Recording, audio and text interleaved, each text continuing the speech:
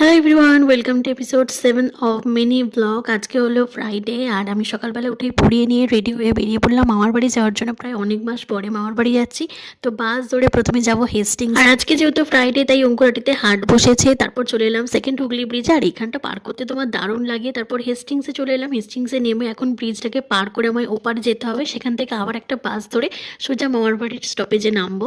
তো হেস্টিংস থেকে একটা বাস ধরে নিয়েছি, আর এই বাসটা আমাকে 15 মিনিটে আমাদের স্টপেজে নামিয়ে দেবে। তারপর সেখান থেকে 5 মিনিট হেঁটেই আমার মামার বাড়ি। তো এসে গেছি মামার বাড়িতে। এখন দুদিন রেস্ট আর দুদিনের ছুটি নিয়ে চলে এসেছি মামার বাড়িতে। গিয়েই আমাকে দিদা দিয়ে দিল দইয়ের ঘোল, যেটা আমার খেতে ভালো লাগে। তারপর দিয়ে দিল চিকেন পকোড়া ফর টেস্ট। আজকের লাঞ্চের মেনুটা খুবই সিম্পল হলো, স্টিল এটা আমার ফেভারিট লাঞ্চের মেনুর মধ্যে একটা। আজকে ছিল গরম গরম ভাত, তার সাথে আছে ঘি, তারপর আছে আলু ভাজা, চিকেন পকোড়া, ডাল, আর তার সাথে আছে ফুলকপির তরকারি। তারপর সন্ধেবেলা বেরিয়ে পড়লাম একটু বাজারেতে, কিছু কেনাকাটি করার আছে। কাল যেহেতু স্যাটারডে তাই দিদা পুজোর জন্য ফুল কিনলো। তারপর ফুচকা খেলাম, ফুচকাটা অতটাও ভালো লাগেনি, ওকেই ছিল। তারপর গোপালের জন্য কয়েকটা সোয়েটার কিনলাম আর কিছু মিষ্টি কিনে নিয়ে চলে এলাম বাড়িতে।